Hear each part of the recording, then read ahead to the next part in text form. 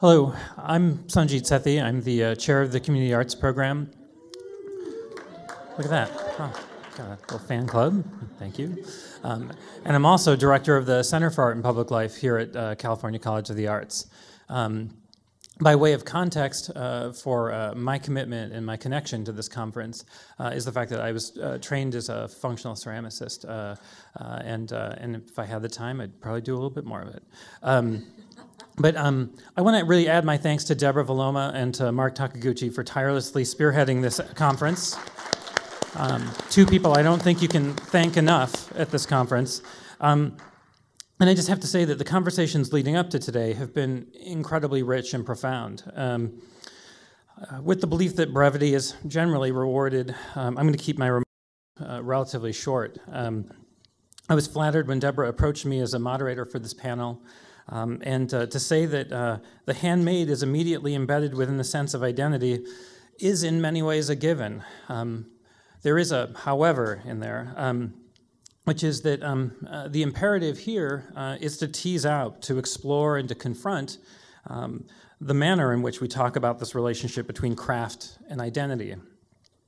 With this in mind, a couple things come up. What are the diverse models that we can draw significance from when looking at craft and identity? Is the language we're currently using adequate enough for these discussions?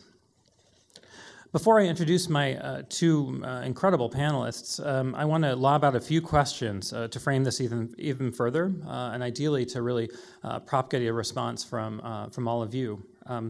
Identity is about the tension between sameness and difference.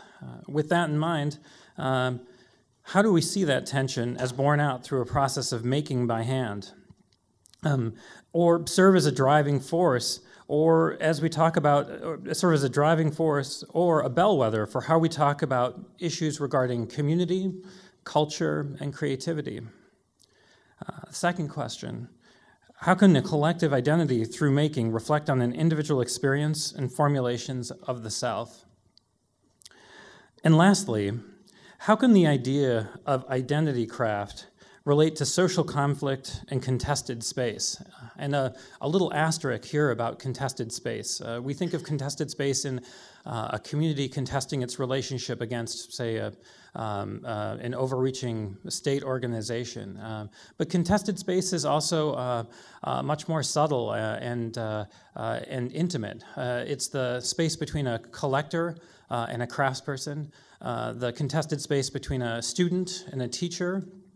In many ways, these territories of social conflict and contested space are so often where issues of identity come to the surface, and the handmade has a significance within these types of spaces. So I'm pleased to have, like I said earlier, two incredible panelists with both diverse and fascinating vantage points, which I feel, and I feel they've already done incredible work to address some of these questions I already brought up. Bridget Cooks teaches in the Art History and African American Studies Department at the University of California at Irvine. Her research focuses on African American art and culture, Black culture, museum criticism, film, feminist theory, and post-colonial theory. In 2002, she earned her doctorate in the Visual and Cultural Studies program at the University of Rochester. Shout out to my hometown, by the way. She's also received numerous awards, grants, and fellowships for her work, including in 2000, the prestigious Henry Luce Dissertation Fellowship in American Art. She's curated several exhibitions, including the art of Richard Mayhew at the San Francisco Museum of the African Diaspora. Some of her recent published writings can be found in American Studies, Afterimage, Exposure, the International Review of American Art, African American Review, Pedagogy, and the Journal of Media and Cultural Politics. She's looking forward to the publication of her first book entitled Exhibiting Blackness, African Americans, and the American Art Museum. Secondly, Nancy Hernandez is an artist and community activist dedicated to grassroots movements in social justice and youth empowerment through the art. At the age of 15, Hernandez's Chola mindset was forever transformed by involvement in the Chicano student walkouts against California's anti-immigration Proposition 187. As a student at City College in San Francisco, Hernandez helped establish a career-based center to support matriculation of students of color, and was involved in the mobilization of over 10,000 community college students to fight budget cuts and fee increases. After college, she worked with Homies, organizing the Mission to Empower Youth, an organization called Homie, to address the root cause of gang-related violence in the Mission District in San Francisco. Using art and craft practices, silkscreen clothing design, graffiti, and muralism, Hernandez brought together youth from across gang lines and collaborated with graffiti master Spy One and coordinated over 200 volunteers to create the mural Breaking Down Barriers, Building Bridges of Solidarity at the corner of 24th and Cap Streets. She was also instrumental in an incredible project known as Green My Ride that converted old school cars into biodiesel lowriders. Hernandez has taught for 3 years at June Jordan, a public high school focused on social justice in San Francisco's Excelsior neighborhood. She was a board member of World Bridges, an organization that works with emerging leaders and diverse strategies for effecting global change. And today, Hernandez is a project manager for Water Rights, and that's W-R-I-T-E-S, an ambitious undertaking sponsored by the Estrella Foundation, an organization dedicated to public urban arts in Oakland, California. Water Rights mobilizes graffiti artists and street muralists to address current environmental and social issues. With that said, I'd like to have Bridget Cooks take the stage. Thank you so much. First, of course, I have to thank all of the people who have been responsible for me coming here. Julia Bryan Wilson, Deborah Valoma, Mark also, and I'm honored to be here to share my work with you and discuss issues within the discourses of craft, museums, art, race, gender, and class with you this afternoon. I also want to thank Julie Caffrey for all of the administrative work that she's done to make this event possible. So what I have to offer you today is based on a longer discussion about Gee's Bend, Alabama, and the phenomenon of Gee's Bend, and also the larger history of African Americans in museums that I discuss in my forthcoming book, Exhibiting Blackness, which Sanjeet graciously mentioned to you. The excerpts I will present today focus on what has happened in the transformation of the quilt made by women from the community of Gee's Bend. And this is the transformation I'm thinking of, namely the transformation of art objects, of the quilt into art objects within the context of the American Art Museum. I'm particularly interested in tracing the reception of their quilts and also the perception of their identities as quilters within this transformation. Over the last decade, no other quilts have received as much attention in American art museums as the quilts of Gee's Bend. And within this period, 4 separate exhibitions of Gee's Bend quilts have toured museums across the nation, breaking attendance records in many of their venues.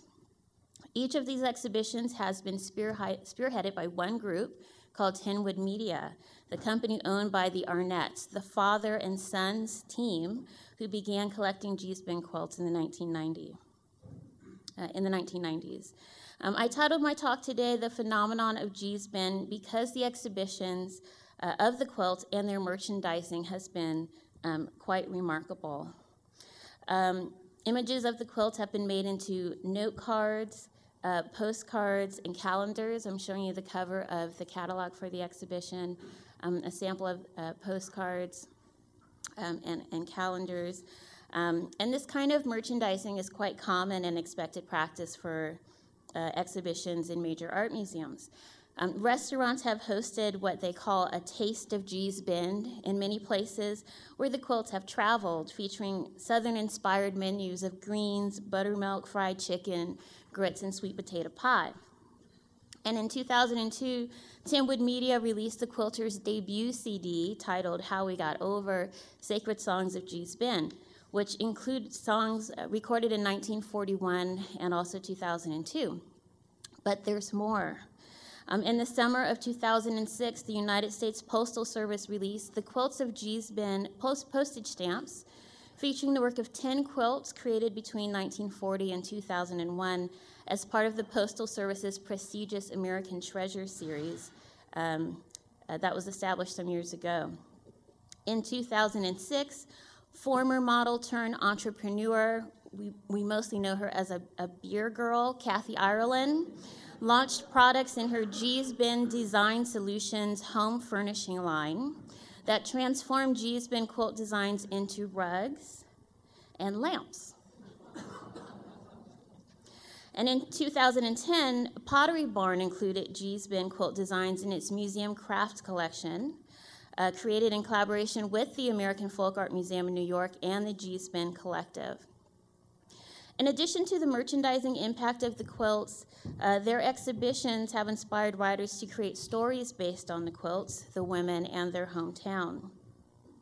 In 2007, playwright Elizabeth Gregory Wilder debuted her critically acclaimed play, G's Bin, in Atlanta, and it continues to travel around the country today.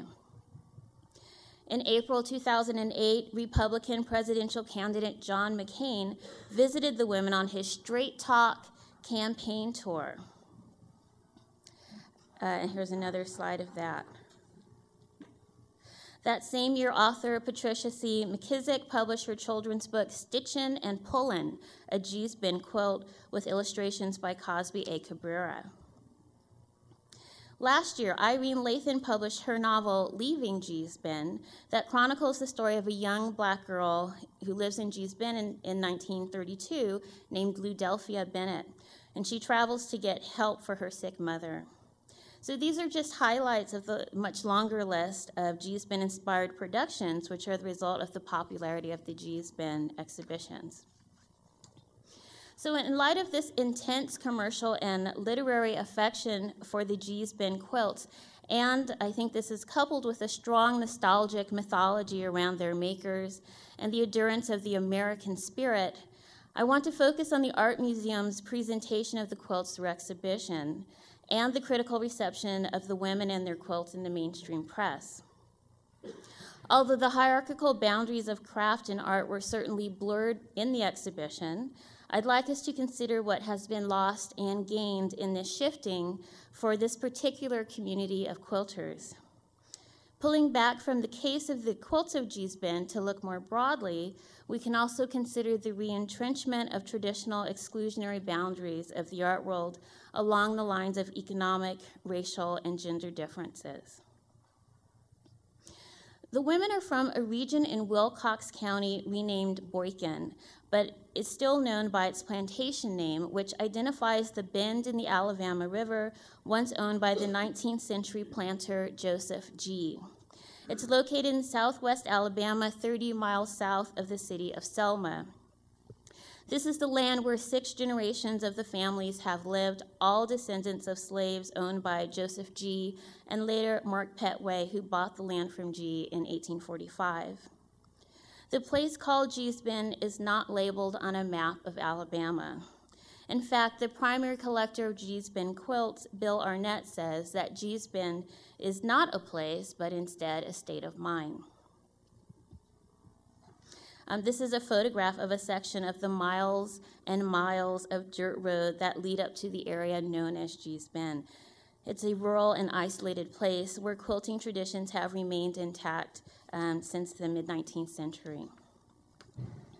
So during our time together today, I will focus on the exhibition called The Quilts of G's Bin.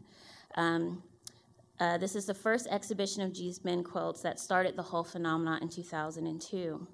The exhibition featured over 70 quilts made between 1930 and 1997 by 44 women from the rural and isolated community of G's Bin, Alabama, and it's one of the most talked about exhibitions in American museum history. I'm going to move forward to this slide. This is a crowd of visitors in the show here at the DeYoung. In 2002, the show premiered at the Museum of Fine Arts Houston before traveling to 10 other major American art museums on the East Coast, in the Midwest, and in the South. The transformation of the quilts from beautiful and personal utilitarian objects to works of art proved to be an extraordinary challenge to art critics. However, among the thousands of viewers, many of whom stood in long lines to see the quilts, the exhibition was deemed a compelling success. The quilts in the exhibition were organized into thematic categories, and I'll just read them for you. Work clothes quilts, My Way, Housetop, Family, Patterns in Triangles, and Sears Corduroy. And these 6 divisions allowed viewers to understand the diversity of the spectacular quilting designs and to begin to differentiate between the dozens of quilts and quilters represented. Work clothes quilts described quilts made from clothes worn during the back-breaking labor of farming. The women made strips from shirt tails, pant legs, socks, and denim overalls and sewed them together to make their quilts. Letitia Petway's Bars work clothes quilt from around 1950 is an incredible example of how pant legs were pulled together to make a quilt of denim and cotton. This recycling shows Petway's ingenuity born out of necessity and the level of poverty that her family lived in. The dark spaces where the denim was once covered by pockets emphasize the wear and stripped-down quality of what's left of the material. The exhibition text panel for this section of the quilts articulately explained, quote, "In their hands, drab-colored blue, brown, and gray trousers, occasionally inflected with a bit of white or color, become compelling works of art that speak volumes about G's Ben lives," end of quote. And so here the text connects the value of the quilts to the evidence of the women's lives. This connection between the beauty of the quilts and the women is an important one that some critics were unable to reconcile. Housetop quilts are defined by a dominant pattern of concentric rectangles or squares, and the resulting quilts shown in the exhibition are seemingly endless variants of this simple geometric pattern. One of the most mesmerizing examples is Lottie Mooney's housetop, 4-block, half-block cabin variation from around 1940. What immediately reads as an abstract figure, spider, or menorah follows the parameters of the housetop quilt. The top and bottom sets of gray, brown, and marigold right angles each make up half a concentric square design. The innovation on the theme makes a strong case for the artistic value of the work.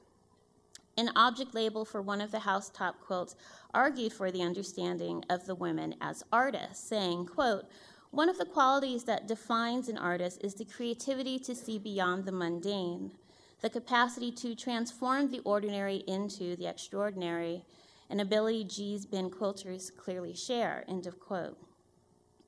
And as the exhibition presented the quilts as evidence of art, this label is an example of how some of the wall text specifically supported the thesis of the exhibition, and particularly the life work of the collectors, the Arnett's, by breaking down the definition of an artist and arguing that the women are indeed artists. I have a couple of more quilt examples for you. Patterns in Triangles feature designs composed of repeating geometric forms, particularly triangles.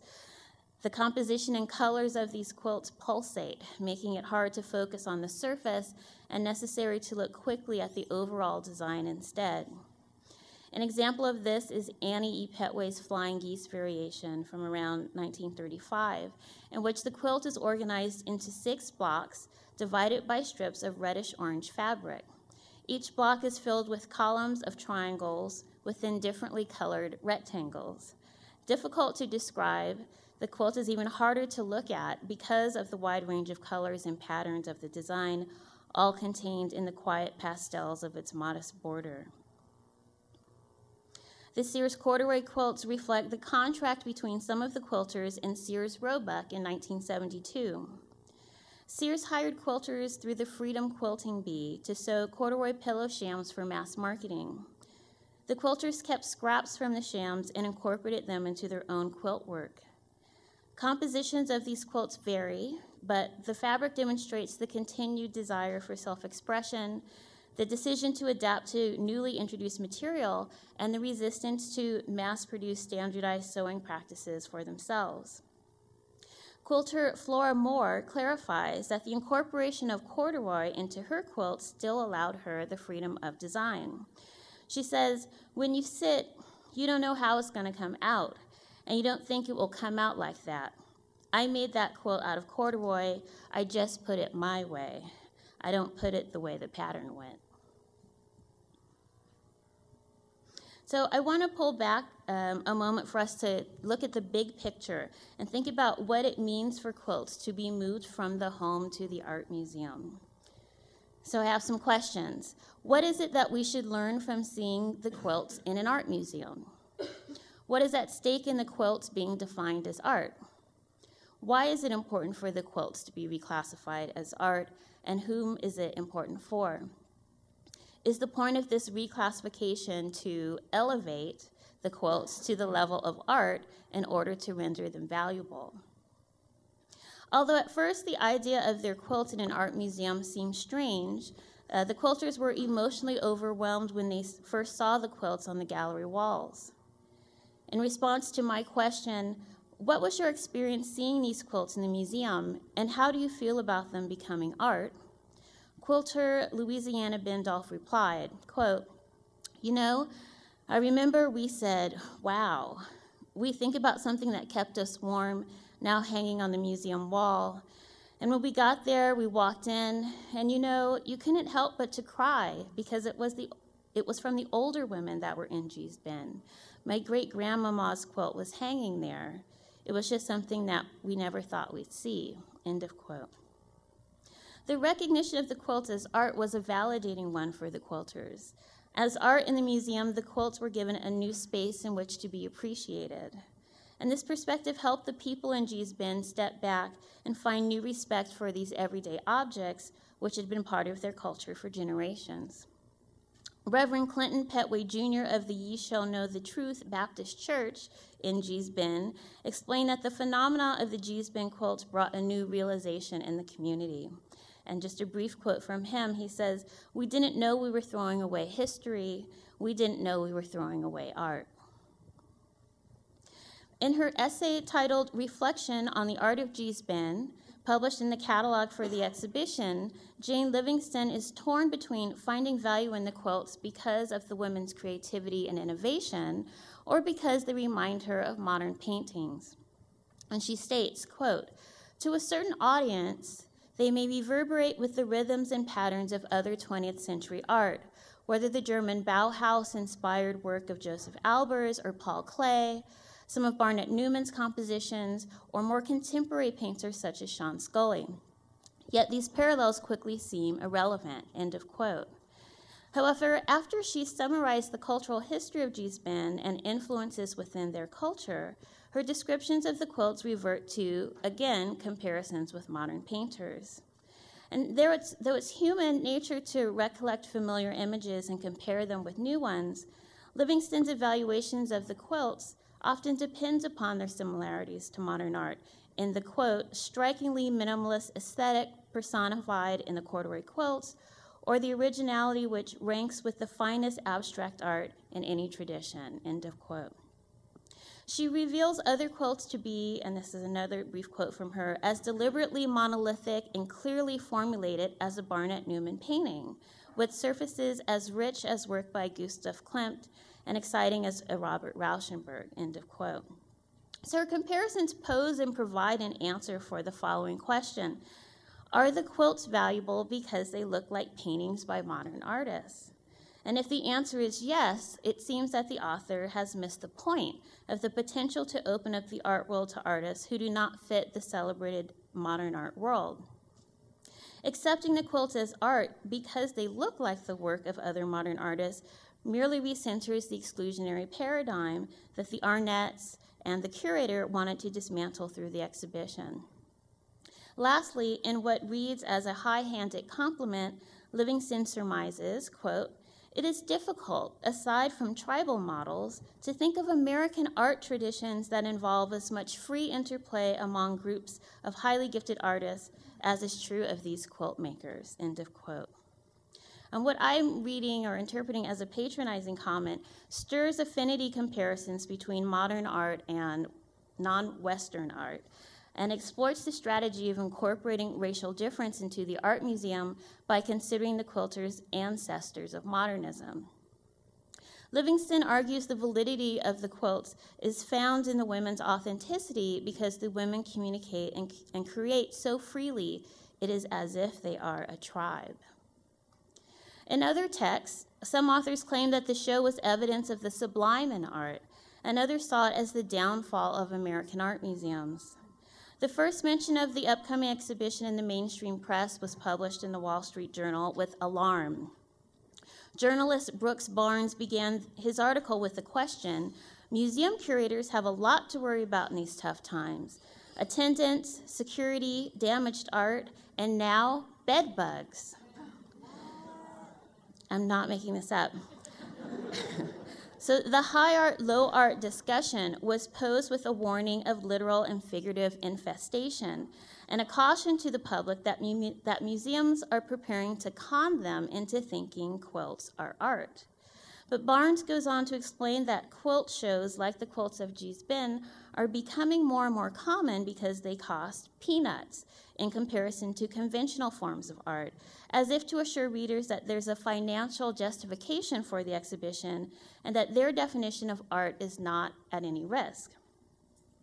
To substantiate the danger of the upcoming quilt show, the author quotes a Dallas school teacher who fears that her reputation will be damaged if she takes her students to see the quilts of Gee's Bend.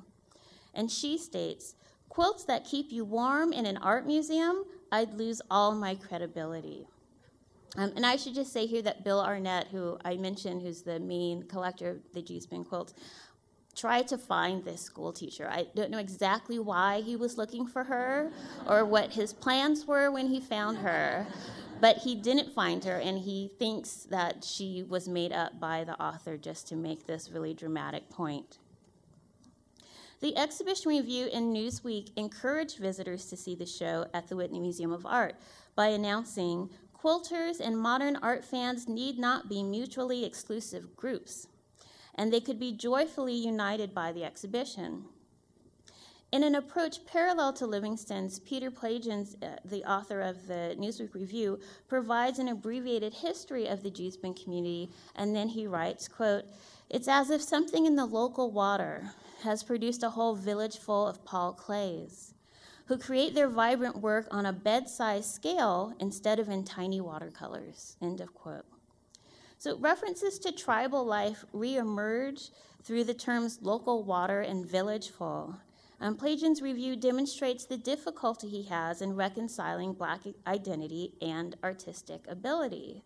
Instead, he jokingly decides that the quilt designs were produced by an unexplainable transformation that made the Black women derivatives of Paul Clay, and the women are not inspired by Paul Clay to make this work. Unable to stand in the art world on their own creativity, inspiration, and cultural history, the artists are validated in this review through metaphor. Patricia Lee Brown's article about Gee's Bend, and this is the actual title, "Soulful Stitches from the Bottomlands," was printed in the House and Home section of the New York Times.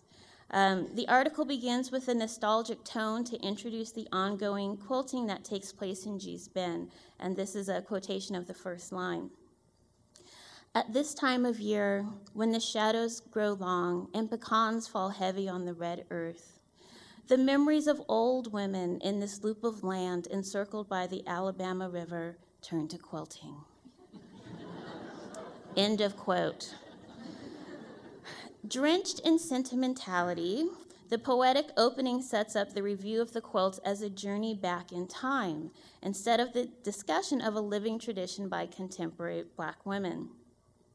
Unlike other reviews, Brown discusses the history of Gee's Bend as recounted by quilter Arlanzia Petway, who was known as the real historian of the community. Moreover, Brown connects the history of the community to the quilts, and she says, despite countless forays by sociologists, photographers, and writers from the 1930s onward, Gee's Bend's isolation served to preserve an idiosyncratic style of quilt making that is as direct and unvarnished as the landscape itself. End of quote. So here Brown recognizes the political history of the quilters' isolation and its impact on the style of their quilts instead of suggesting affinities to modern painters. Appearing the following week in the New York Times, but this time in the arts section, Michael Kimmelman's review described the quilt in terms of the off-kilter stroke of painting and the imperceptible riff and syncopation of jazz. His description of the quilts as, quote, some of the most miraculous works of modern art that America has produced, end of quote, is frequently quoted in promotions of the quilts and their exhibition. Of interest is Kimmelman's identification of the quilts as modern art. He does not describe them as being like modern art, but then he continues, and here's another quote. Imagine Matisse and Clay. If you think I'm wildly exaggerating, see the show. Arising not from rarefied Europe, but from the caramel soil of the rural South in the form of women, descendants of slaves when Gisbin was a plantation. Okay, end of quote. So this requires some mind bending. Kimmelman is unable to imagine the women as modern artists. Instead, he asks readers to imagine Matisse and Clay in the form of Black Southern women. It seems difficult, if not impossible, for art critics to understand the quilts as modern art and the women as modern artists. Okay. This is a photograph by photographer Linda Day Clark, and she actually accompanied Patricia Lee Brown to Gee's Bend. This is her first time going to Gee's Bend, and after she read the article by Brown, she decided to go back to Gee's Bend every year since 2002, and she has a whole collection of photographs documenting the community, so this is one of them. After all of my research about the quilts of Gee's Bend, I'm not wholly convinced that the quilt should be called art for one primary reason. Measuring the value of the quilts as art through definitions of masterworks and genius and the quilt's visual affinities to modern art does not allow the quilts to enter the art world on their own terms. A superficial narrative of visual sameness to modern painting displaces their context and important cultural history. I don't think the quilts or the women become more valuable or more important because they're transformed into art and artists. It's not an elevation. Reclassifying the quilts as art does not change the object's beauty, power, cultural history, use value, comfort, or preciousness. However, I do understand that there are some advantages to claiming the quilts as art objects. So let me just say a bit more about this. In the case of the critical reception of the quilts of Gee's Bend, the split between art and artists is what concerns me. What is lost in the transformation of the quilts from craft to art is the identity, cultural history, and social context of the women, and this cost is too high to pay. The change is evidenced in the lives of the quilters because of the mainstream popularity of their work is economic, and it's significant. Calling the quilts art engages the network of art museums to present the quilts to a wider audience. And within the context of the art museums, the quilts are revered as being more valuable than if they are regarded as craft. Validation of the quilts as art provides a nice source of income to the quilters. It has given them the opportunity to travel. It has enabled them to share their Christian values and evangelize through their singing performances at their openings. What is at stake in considering the quilts to be art is the opening up of the exclusionary criteria of art and artists in the museum world. However, until poor, Black, rural, isolated women are considered valuable, there'll be no significant or long-term change in the way they or their work will be regarded by the art world. Their race, class, gendered, and geographic identities have precluded their entrance into the art world as artists, although their quilts have been accepted in some circles as art. Despite the reclassification of the quilts as art, the women's ontological status and social value remains unchanged because the exclusive definition of who can be an artist is maintained. The critical reception of the quilts of Gee's Bend proved that the culture wars around art, race, class, and gender are still alive in the 21st century. The quilts are not remarkable because they look like modernist painting, but because of their inherent aesthetic value produced by a group of women who have exercised their will to survive in the face of extreme poverty, exploitation, isolation, and disenfranchisement. As long as art critics' appreciation of the quilts depends upon a separation and blindness to the Black women who created them, they will miss out on the full beauty of the work and the opportunity to challenge their definition of legitimate artist. The mainstream art world's acceptance of a new paradigm that would include artistic ability, racial Blackness, and the cultural context of race relations in America as a way to understand the evidence of beauty from multiple peoples and cultural contexts would depend on a change in relations of power that would constitute the women of G-Spin as subjects in the first place.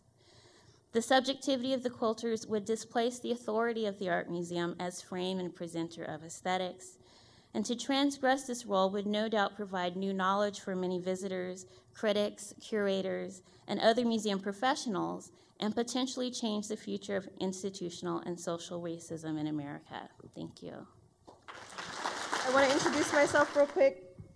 My name is Nancy Hernandez, and I work at a program called the Estria Foundation, and I'm working on this project called Water Rights. So I thank you guys a lot for being able to be here. I thank all of you guys for being indoors on this bright, sunny day. And thank you for the opportunity to present on what I've been working on. I'm going to show you guys a video. You guys seem like visual people, right? I'm going to show you guys a video real quick that's been created about our project, and I'm going to talk to you guys a little bit about the work that we've been doing and the work that we're going to be doing within the next year. So I'm going to go straight to the video.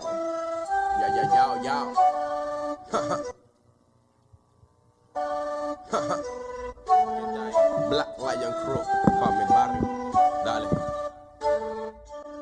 I'm from the city where the sun burn like fire, fire. We don't wear white tee, blue jeans and some Nikes. It's what vida, blue Jordans son chancletas every day. Donde hablamos al derecho y al revés. Esa es la fiesta, para nosotros nadie nos invitó. Como quiera entramos. Water Rights is a series of 10 murals that are being painted across the globe in the next year that are all focused on different communities and their relationship to water. We hope that by doing these murals about water that we'll draw attention on both local and global levels about the different water issues. We also hope that by doing this we draw more attention and support for the work that is being done within each community already. Throughout the whole process, there's at least 50 to 100 volunteers involved. There's young people that are engaged in going to movie nights or workshops. There's community folks that are outreach to local businesses, support by donating food or donating supplies. And the whole process is like coming together to create a collective project that'll address an issue that's very relevant and very crucial to all of us right now. It's relevant. This is like current events. This is art that's inspired by current events, and these are issues that we're going to be dealing with now, and we're going to be dealing with in the future. So I think it's really pertinent. Water is a human right, just like air. Water should be free. Water shouldn't be privatized. It should be a human right. My students started doing a lot of research about the water issues, and we had a lot of elders come and speak to us too. It got a lot of my students to research their own facts and look for their own answers and their own solutions within their own communities. The sketch for this mural has been created by a collective of organizations that are a part of the Oakland community. So Eastside Arts Alliance, Visual Element Program, Youth Together, and Land is Life Collective have all worked together to create the ideas for the sketch. So every workshop was a different process, education, sketching, and then kind of just bringing the whole thing to life and bringing a mural to life. And then of course coming out here and buffing the wall, sketching it, doing all that onto the wall, and then having this beautiful painting day where we invite the whole community. Art in this public context really takes away that feeling of helplessness in something so large. It's like a collective imagination. Everyone's sort of thinking about it together, and this is a response to it. I was taught by a master to say, the media calls it graffiti. We call it spray can art. It's constructive deconstruction. We're deconstructing a simple surface like a wall, but we're also constructing something that's bigger. I feel that it's good to also get involved in the community and have people know what's going on in the world other than just the city. You have to look at the big picture and not just what the next thing in your life is going to be. You have to think of the future. They ask, why do you put a water bottle? Why are you doing a fish? Why are you doing this? So that's when we do our job and kind of break down the whole thing and the cycle of it and everything that we learn pretty much throughout the whole workshops. There has to be education before we go out and do a mural. It's not about painting a pretty picture. That's what I tell my students. They look at an image and they want to paint that in their drawing and their piece, whatever project we're doing. But at the end of the day, are you able to break it down? Are you able to tell the history about it? Are you able to tell a story with it? So yeah, that's the role of artists, keeping the histories and the stories of everybody alive. Through these workshops, we've been learning about how scarce water is. If you look at the world as a whole, there's over 95% of the world's water is all salt water, so it's undrinkable. And the remaining amount, a lot of it is inaccessible because it's in glaciers or it's in groundwater. So the amount of fresh water that exists is really only 2% of all the water on the planet. And over half of that is already polluted. So if we really think about it, only 1% of the world's water is accessible to us and our future generations to drink. Luckily, the universe has this great process called the rain cycle, so water is coming down from the sky as clean, pure water that's drinkable. But in the cities, we don't really navigate our system around the water. We kind of actually pave over all the ground with cement, and what that does is it stops the water from being able to soak into the ground, and it disrupts the entire rain cycle. I hope that we inspire a lot of other people to do art. I hope we are able to support other artists, and I hope that some of our projects help launch some top talents that aren't so well known yet. And I hope we make a change. I hope we shift the way people live their lives. My hopes for this project are that here in Oakland and any other place that we're able to travel on this project, the people are able to put their own story on the wall and utilize this form of public art as a way for them to put images to their own voices and broadcast them to the world.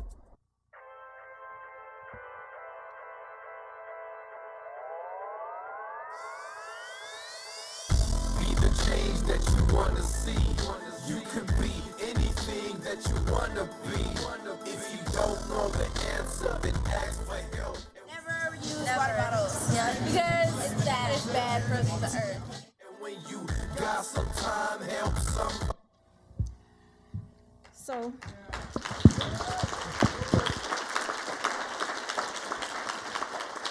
I really want to thank Shadi Rahimi for being the videographist. She came out and videotaped all that. And Los Racas was the song in the background you heard at the beginning. They're a local Oakland crew of young people who make music and really put some positive content into their lyrics. And also Big Dan gave us one of his songs. He's also a local Oakland rapper and musician who puts a lot of content into his music. So the Estria Foundation is this really tight organization. It's this cool idea. A lot of people talk about graffiti, and when they say the word graffiti, it has these intonations of vandalism, or it has this idea that it's breaking something or destroying something. In reality, what graffiti is, it's painting on a wall. In a lot of places, you can go into a museum and you have to pay a lot of money to get in, or you can purchase a big painting that costs a lot of money, and that there's an exchange there that has to do with value. And so by putting a piece of work into an art gallery or putting it somewhere on display, it shows that that's valued by somebody. The idea of graffiti is a little different. We like to call it writing instead of graffiti, because graffiti makes you think that it's illegal. Graffiti makes you think that it's something super bad, but the word writing is when people call themselves writers. They write letters. Their art has to do with letters. The lettering is beautiful. Sometimes it's extravagant. Sometimes it's all over the place. But the idea is that it's on the wall. It's visible. It's accessible to anybody. You may not be able to paint a beautiful self-portrait. You may not be able to paint your community or paint what you think your neighborhood looks like, but pretty much everybody can write their name. And people get really extravagant with their letter forms, but it's something that unites a lot of different folks, because a lot of us use the same Arabic letters to write everything down. A lot of people use the same letter style to be able to translate whatever languages that they're talking in, but that visual translation of your identity as one person onto a piece of paper that shows your name is a really valuable process. So we talk about public space a lot at the foundation, and who has the right to public space, and who gives authority for people to say this is my community or my neighborhood. And we believe that we're transforming that space by putting public murals up. by deconstructing the surface of a wall, like the kid said, but then adhering something to the wall that's bigger. And the process that we use is super important. And then that's what it is that we're creating, is the process. Not just the finished product, not just the piece of art that stands on the wall, but the way in which people come together to make it happen. We believe that by changing the paint on the walls, we're changing the vibe of the community, we're changing the energy of the place, and we're also changing the lives of the people that are a part of the process. So in that video, you saw a whole bunch of young people that got together on a weekend and did something. You know, they spent time putting their imagery, they spent time putting their paint on the wall, and are proud of it now. And when you talk to them and talk about the project, they can tell you, I did that. That's something that I participated in, and have a sense of pride in something that they contributed to. I'm going to show you guys a Flickr photo stream from our website, and it has a lot of images from Los Angeles. The Water Rights Project started in LA. Los Angeles was the first project that we did, and then the video that I showed you is from Oakland. These two murals are huge. The one in Oakland is 4,000 square feet. The one in LA is 250 square feet by 15 feet. They're both really large works of public art that are super visible to the neighborhood. They're in high traffic places. They're one's near a school, one's in downtown Oakland. They're places that people are walking around and looking at. And the significance, I think, of the space is that they're in places that the community can see and can interact with. This is part of our process. We do workshops with the young people or the community and come up with ideas for what they think is relevant. In this example, for this Water Rights Project, we're talking specifically about water. So in this series of murals, the topic is brought up, water. We do workshops, we go into classrooms, we do movie nights, we've shown movies, and we talk to young people about what's water mean to them, what's their relationship to water, how do they affect water, how does water affect them, what's the impact that water has on their lives and the cities around them, and what's the impact that we have on water, what do we do to water, how do we treat it, how do we interact with it. And throughout those workshops and those movie nights, we've got a whole lot of content. Everybody's got things to say, they're all talking about what they think.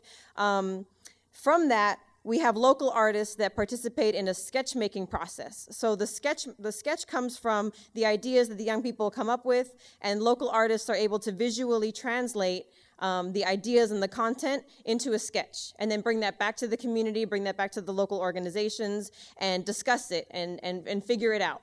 I think what that really does is it puts the content of what actually appears on a huge wall in their neighborhood into the hands of the young people that live in that neighborhood.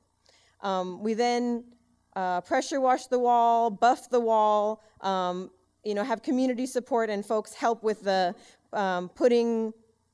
fixing the holes in the wall and making it all smooth, and then putting a clear coat on it, and then begin to put the sketch up. The sketch process is local artists putting it up, either using an overhead projector to make the image real big, or sketching it out with a spray can, and then inviting people to come and help paint. So working with local schools or working with local organizations to bring young people to be part of the process. And maybe they feel like they're artists or maybe they don't, but we facilitate it in a way that they're able to put the first coat of paint on, kind of color by number, kind of like give them a section and say, this is what we think you should do with it, and then watch what they do. And then the young people are actually able to paint on the wall. In this process, they were learning how to do stencils. We had a local organization called the Mobile Mural Art Lab come through, and they parked in front of the school, and they taught the kids about what they thought about public murals, what's going on in Los Angeles. Right now, there's a ban on murals in LA. Does that sound crazy? It's illegal right now to paint a mural in Los Angeles, which is a place that a lot of us think of as a hub for muralism, a hub for public art. But the city has actually stopped giving permits for any public art. And the only way you can paint a mural in the city of Los Angeles without it being buffed is to paint it on a school. So in reaction to that policy, which actually comes because there's a lot of billboards in LA. Anybody from LA? You guys see the billboards everywhere, right? Billboards for the lap band every 2 blocks. It's overwhelming. It's like saturation of corporate ideas being blasted at you all day. They tried to stop so many signs being put up. The corporations found a loophole and changed their status so that they are now considered public art. So then the city was like, all right, well, no more public art. But what that does is basically the corporations put the artists in front of them to block the bullets and use them as a shield. And then they just kind of like snuck out the back door and now are still, you know, having their billboards everywhere. But public artists aren't able to get walls in Los Angeles without the city coming and buffing it. So in reaction to that, this local organization started the Mobile Mural Art Lab, and they bought an ice cream truck. And then they take that around to different schools to provide art curriculum and also to provide a surface that the young people can paint on in a place where there's not a lot of walls that they can paint on. So the young people actually got to paint. They got to learn how to stencil. They were able to spray paint on the truck, and they were super excited about being able to participate. They talked about content. They talked about their relationship with water. We buffed the wall out, and then we were able to have people come through and paint it. There was a local crew of artists that participated in painting it and came up with the content, and came up with the ideas and sketched them out. And Montana Spray Paint gave us a whole bunch of paint. They donated the paint for us to be able to use. They have a new line called 94 cans that are low pressure and make it really easy to put the sketch out. And then after we put the sketch on the wall, we invited people to help us color it in, or local kids from the neighborhood helped us color it in. Local artists who are super, super talented that live in the area came and helped paint it. And a lot of people put their energy onto the wall. So I think the thing that it does is it kind of like provides a process or a recipe, and then organically people kind of come together, and the whole event is not just the mural that's on the wall. The whole thing is the interaction between the people that are working on the project, deciding on what the imagery is going to be, how to represent this story in the best way, in a way that'll be accessible to anybody walking by that can see it and can understand what it is that's going on.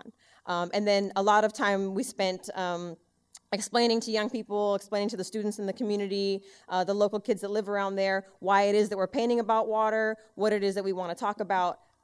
We had interesting conversation with kids that were learning about it, and they started to think about how much plastic they really use, how much impact they have every single day on water.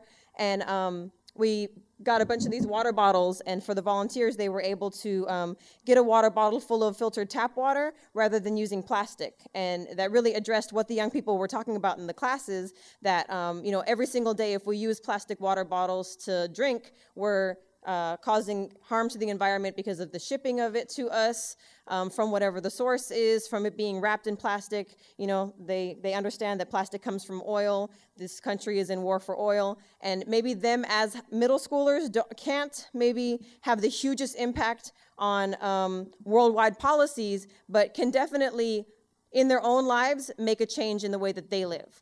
Make a change in the way that they have an impact on the planet. And I think that the painting process really brought those ideas out and really brought it into something that they felt they could have a little bit of control over. So this recipe is being replicated not just in LA, but also in Oakland. We're traveling all over the world in this next year to paint 10 different murals in 10 different cities that are highly impacted by water issues. In each place, the local organizations and the local folks are going to drive the process and are creating the imagery and deciding on the content. The discussions, the workshops, the movie nights, all of that goes into the drafting of what will be the content of each mural, and each mural reflects the local community's relationship to water. In Los Angeles, a lot of the imagery portrays Aztec ideology and mythology about water. In this image, they're painting Tlaloc, who is the guardian of the rain in the Mexica culture, and they also portray the Tongva people's creation story, the local native folks who say that they came over a rainbow bridge and there were dolphins guiding them, and that's how they got to California, and that's their creation story was portrayed on the mural. And then we brought it all together and hosted an unveiling party.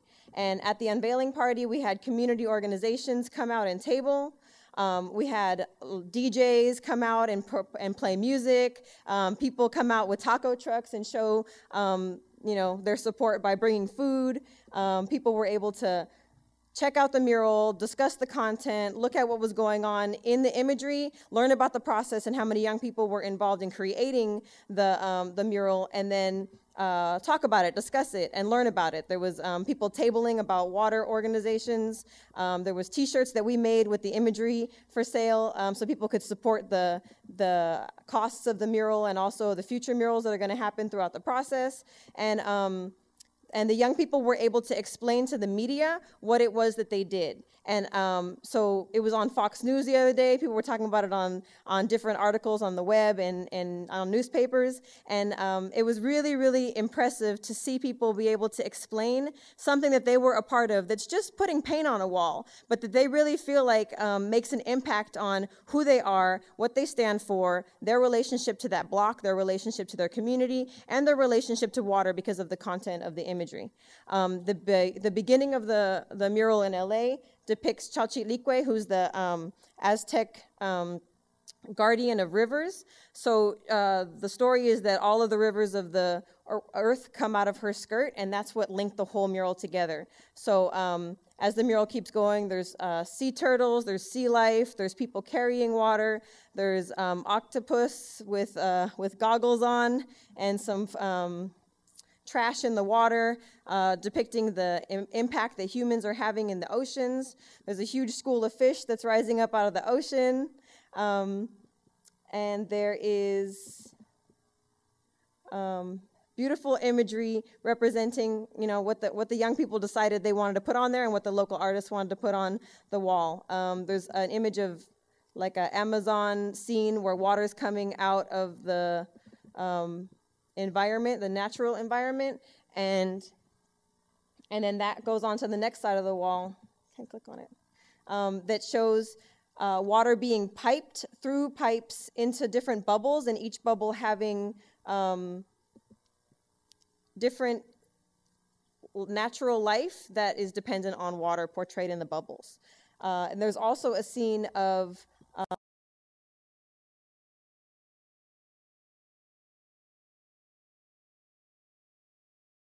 piped into the different bubbles. And there's companies that are sitting around a big table with a map of the earth that are kind of plotting out their privatization of it.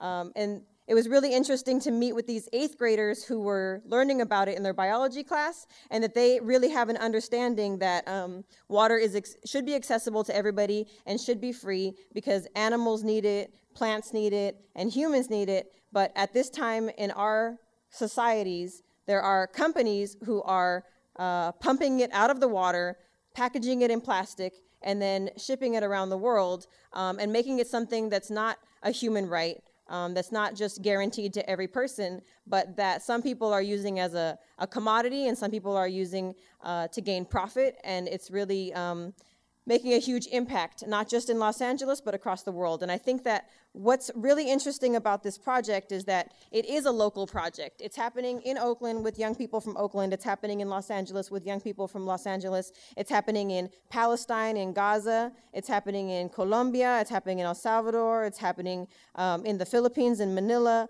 And it's happening in Hawaii, it's happening in Arizona, it's happening in Northern California. And in all these places, it's a local story. It's what's going on with those people in that community and their relationship to water, but it's also a global story. It's also linking their local water issues to what's going on in other places and what's going on in the world around water right now. So around each of the different murals, there is a border, and the border portrays the local symbols for water and unites each of these 10 murals that are massive, that are really, really big, with this border that goes around each one and unites them all together. So this is one side of the LA mural, and this is the other side of it. So altogether, it's 250 feet. Around the entire mural is a border, and then when you go to Oakland, in Oakland, we're painting one right now. It's not done yet, but they've been working on it all this week, and they will be all next week, so it's on Broadway and 21st if you want to check it out. Around that mural, the same border surrounds it, and there we have imagery of the local water symbols around that entire one. So each of these 10 murals is huge, and it's a huge project, not just because the community's fundraising to make it happen, and we're contributing contributing to it. It's not huge just because it's a really big wall. It's huge because it's linking the local issues that the people are having around water in that place to all the different places. So on the website, they get to interact with each other and they all get to see each other's imagery. So that local politics being portrayed to the world basically through a mural is what we feel like is the most powerful part of this project. That we're using our art form that some people think is graffiti or is vandalism or is illegal as a platform for people to be able to project their own issues to the world. So it's like giving a megaphone to a community that's voiceless, but visually. And so we're visually translating all of these stories of different people and using a format that's accessible because anybody can do it. And it's accessible because anybody can walk by and see it. And it's accessible because folks are interested in it and it's engaging. So you can follow the whole project by going to Facebook and liking the Estria Foundation, or you can go to estria.org and check out the website, and then you'd be able to see the Flickr photo streams and the results of the project. So I really feel like it's changed the identity already of the organization by taking on this project, because now we're so much more aware of this issue, and I feel like it's changing the communities that are involved with it because it's bringing to light such a crucial issue for our time. So I really hope that it could change you guys by learning some of the facts that we have on the website about our own participation in our relationship with water, and the participation of young people in the community in creating an artwork and crafting something that's super significant to them and super significant to the whole planet. So I really thank you for all your time, and I hope you guys check it out. It's estria.org, and you can follow what's going to happen in the next year. So thanks so much for hosting and having me. I'm sure all of you have questions, and what I'd like to do is just to throw a couple ideas that I had in the air hearing both of these great presentations. And in particular, one thing comes to mind, which is that it seems to me that any conversations around issues of craft and identity is inherently an interdisciplinary conversation. It's a conversation which doesn't exclude medium or a particular framework of thought, and I think you really see that from these two presentations. And as I have kind of scribbled away a couple things, it seems to me that there's a couple essential points of certain things that matter, and I probably am just going to list these and maybe suss out a couple of these and hopefully entertain your questions as well. But it's inherent that community matters. It seems like whether that's the community of collectors, that's the community of makers, process matters. And again, process of collecting, the process of making, the process of asserting oneself, and then classification matters. How are you classifying what you're doing? How do you take agency over what that is?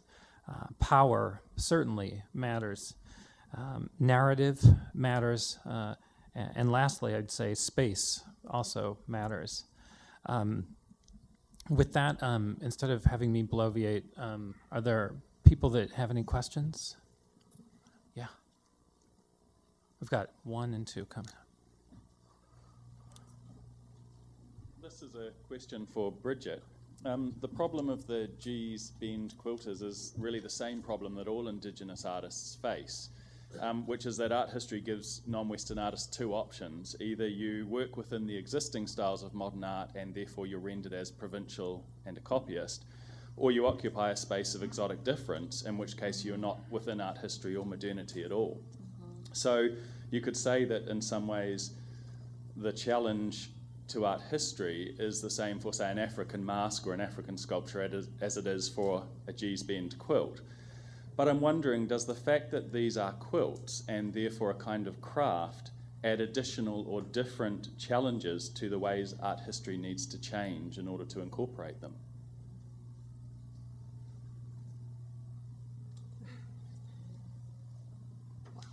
I'm not sure where to start.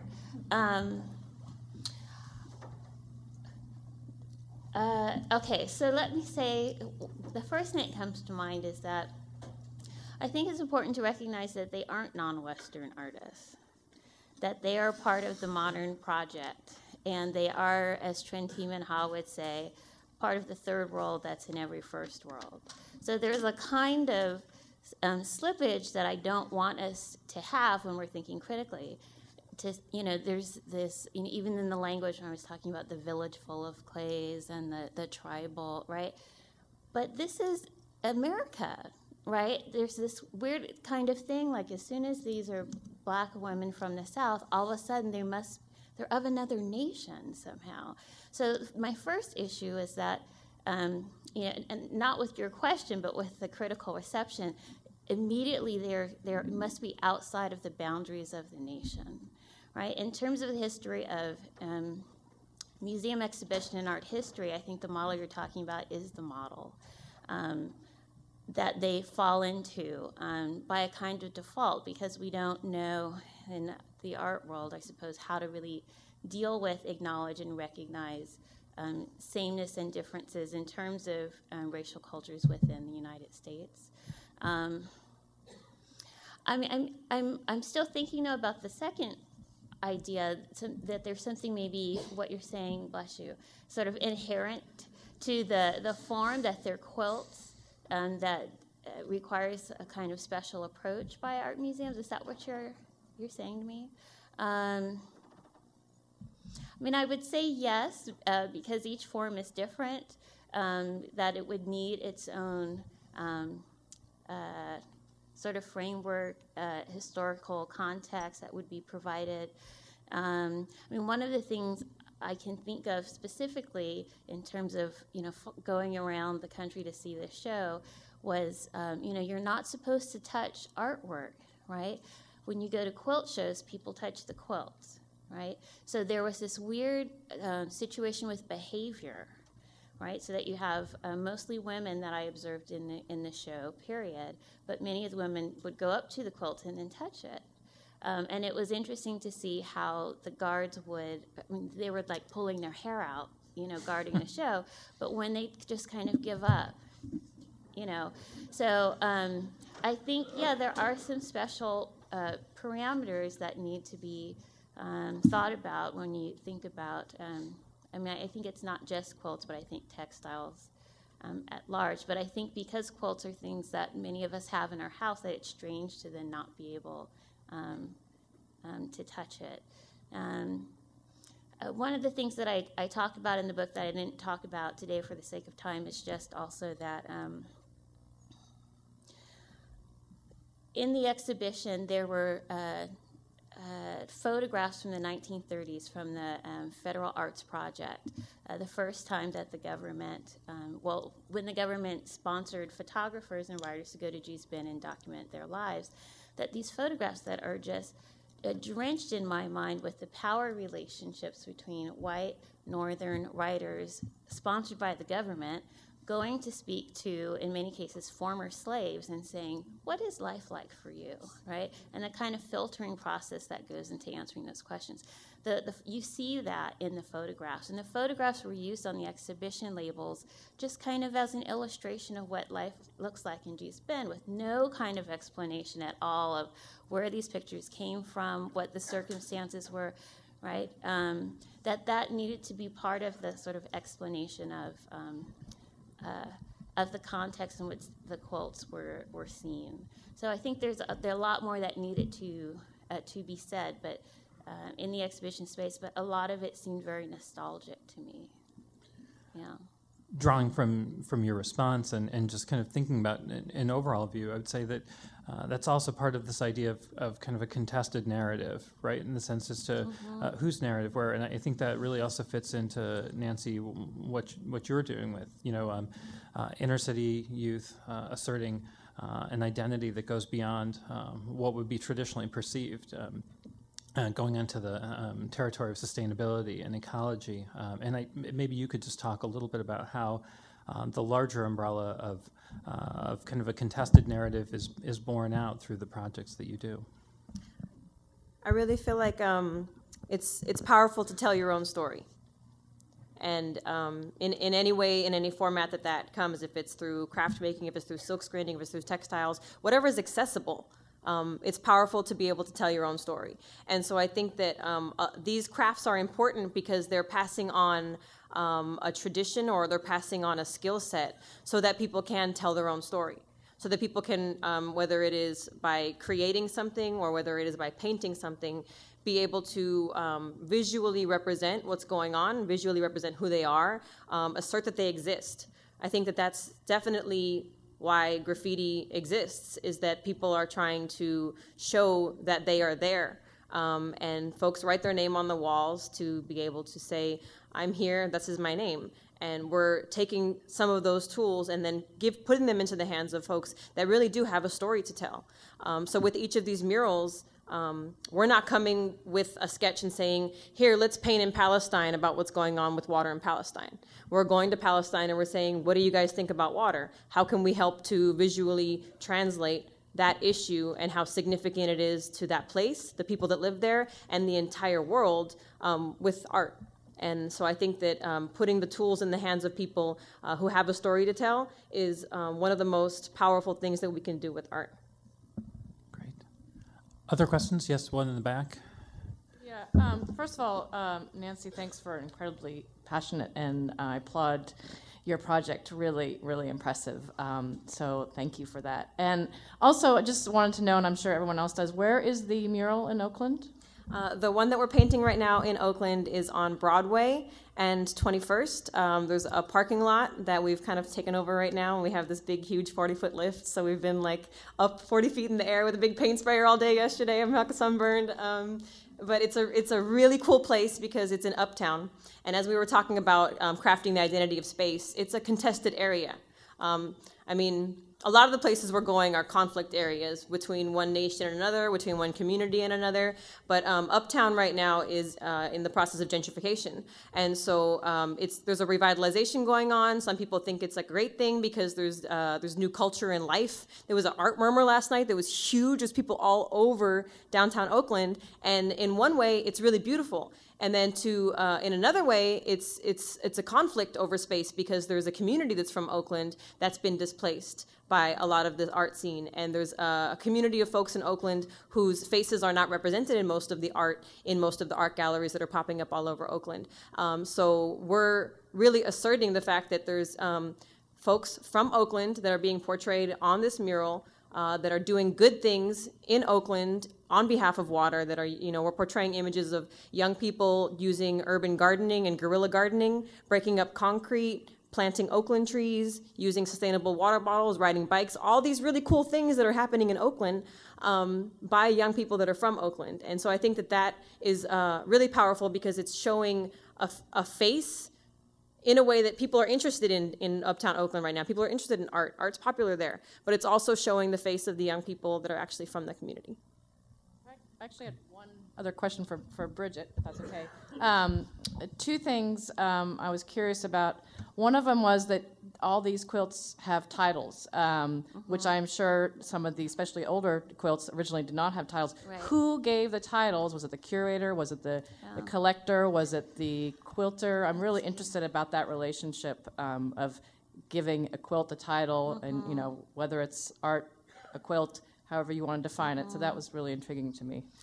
The Arnett's give the titles, and they do speak to relatives. If the actual maker has passed on, they speak to the relatives, and that has become important because of this transformation, right? Going into the art world, and they're selling your quilts 15 years ago for $5 and $10, and now $30,000, $45,000 for the quilts from the 1930s and 40s. Yeah. So the titling is part of what happens when they become art objects. Okay. Yeah. Thanks so much, and thank you for your wonderful talk. There's another aspect of that too, which I think of within the kind of the larger kind of marketplace and how that really presses and puts such an influence. I think of the seminal text by Suyasu Yanagi of The Unknown Craftsman, and is there a right, for some of these artisans that want to remain anonymous? We always talk about the right for assertion of individuality, which is certainly easier, and it goes into the individual kind of artist model that we see. But what about the right for a Gee's Bend quilter to remain anonymous? Mm-hmm. Yeah, I haven't thought about it in that way. But yeah, one of the things you're saying that's important too is that many times quilts are not made by just one person, right? So that someone will start a quilt and they'll give it to someone else, or they'll make the quilt top and then someone else in the community, just sort of basting and the stitching. And so, they are collaborative projects, but in the phenomena of the Gee's Bend exhibitions, they get one person's name. Yeah. Great. Any other questions?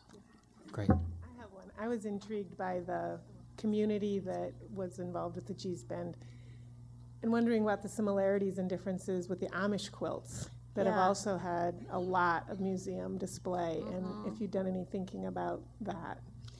Yeah, I have done some thinking about it and some research, but not a whole lot of research. But one of the main differences that I understand is that the Amish have always been, or for many years, they've made a conscious business decision to make quilts for the public, to sell, and then they use that money to give to the poor. So it's part of their... So it wasn't a sort of discovery moment with the Amish, in the same way that we have this sort of framework for thinking about the quilters of Gee's Bend. But when you ask, let's say, Mary Lee Bendolph, who's one of the sort of most prolific and vocal women of these quilters, someone asked her, I forget exactly which source it was, what are you going to do with all of this money?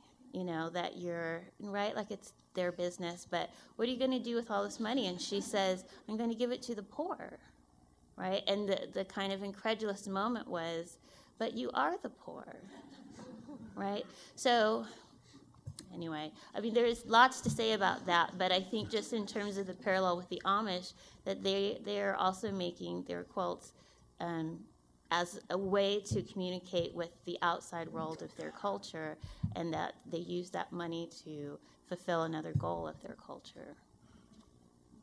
Yeah. Great. Yeah, Philip. I'm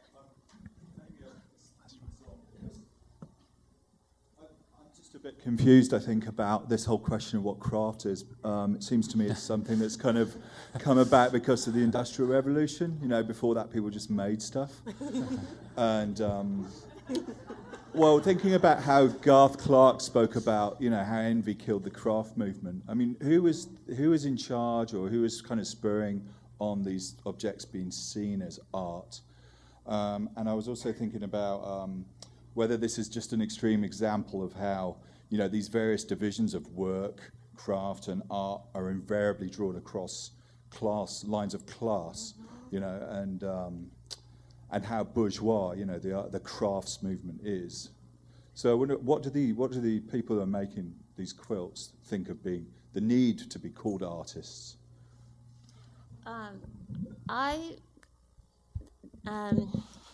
They're not interested in being called artists. It's kind of like, well, that's fine if you want to call me that. I'm still going to do what I do. You can call it craft, you can call it art, you can call it quilting. It's kind of like, that's about you. It's not about me. And there have been a number of films made about the quilts and the women that make them in Gee's Bend, and some of the interviews are really incredible, where some of the women will say things like, Bill Arnett, the main collector, the discovery person, he's the one that came up with this idea of the Gee's Bend quilts. And so they say, even the intonation in their voice, it's like this thing that's being given to them, like, you are a Gee's Bend quilt maker.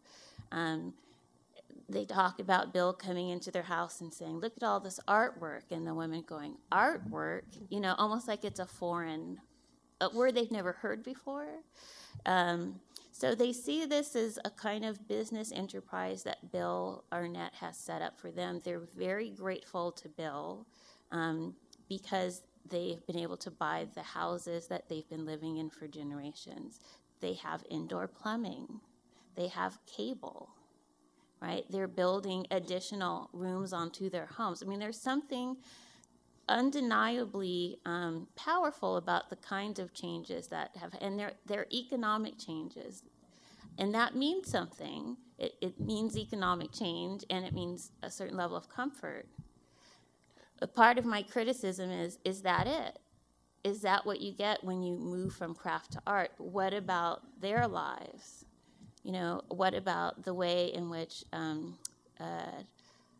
Black artists and creative expression does that change in the way that we're sort of downgraded or degraded in America? And I don't think that it has, but there have been some, you know, material changes that have happened for them. Which is great, making some money out of stuff. Yeah, $40,000 over $5. That makes a difference. Their, you know, grandkids can go to colleges if they want to, you know, in a way that it gives them more financial power to be able to get out. You know, money brings choices, so they have more choices. No. I think we have time for one last question, and we're going to have to wrap things up. Thanks so much to you both. My heart's kind of funny, but there was a moment when I was a potter, and the Museum of Contemporary Art for 5 years in Chicago, they wouldn't look at my work. Mm-hmm. And on a fluke, I couldn't afford to have my clay studio anymore, and I started using some wood, and they saw the show in an abandoned space, and the shift from one material to another shifted their perception of my conceptual ability. Mm-hmm. That the shift in material shifted a whole group of smart people's perception of my intellectual value and what I could potentially offer the world of contemporary art. When I think about Rauschenberg's work in relationship to his sightings of Black activity, Black yard art in the South, in relationship to like Thornton Dial, or that Rauschenberg could use a combination of a fiber material combined with other things to create these big combines, that would have a certain kind of conceptual value and rigor, and that no one would say because there were certain materials used by Rauschenberg that was craft or art. He was just a great American artist in those things. That there's a way in which I do have a problem with Arnett and the discovery person, because I understand Arnett to be like this machine that this brother was talking about, that is hoping to elevate it all.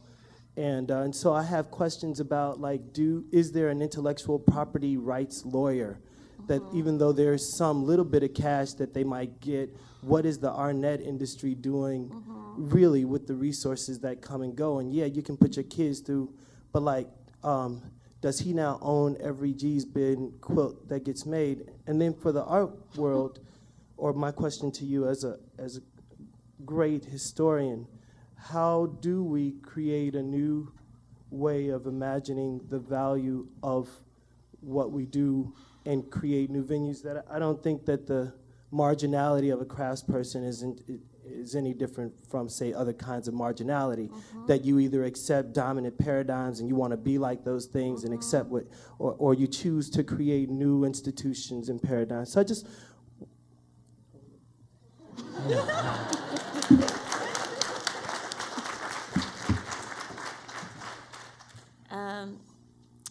Okay. I would say I'm very suspicious of the Arnetts also. I've spent a lot of time with them. And I don't know if what they're saying is true or not true. Bill Arnett is kind of, when I imagine meeting Mark Twain, it's that kind of, I don't know, there's a whole Southern performance there. That's a Southern tradition, and he's a storyteller. He doesn't own all of the G's Bin quilt, but he owns over 400. And he and his sons are a kind of machine. I was surprised at how much the quilters that I talked to love Bill. And they even, and I didn't put this in the book because I didn't know what to do with it, they talk about Bill and Jesus sort of interchangeably. And it's very intense. It wasn't what I was expecting. And I I still don't really know what to do with that. So let's see, I think that was one of our responses to what you said. In terms of marginality and maybe sort of navigating these spaces, there's still these histories like you're talking about, the discovery aspect that's really troubling in this narrative. That's still a major way in which Black artists make it into any sort of visibilities. You have to have a patron who's white. You have to have someone who's a gatekeeper that decides that you're going to be the one this decade and get through. How do we work around that? We're trying. It's a combination of efforts from people who are practitioners, people who are historians, curators, critics, right? It's like we all have to work together to try to point out the absurdity of these exclusionary paradigms and hope that we're making some sort of inroads. But it seems like a perpetual project. Great. I'd like to thank Bridget first for her incredible presentation earlier. And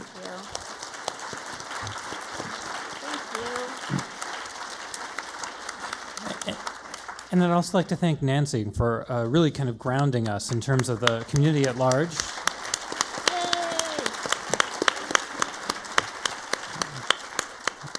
Those of you that are local to the Bay Area, I'm assuming that you, like myself, will be following the Estrella Foundation incredibly closely in all of their projects. Thank you.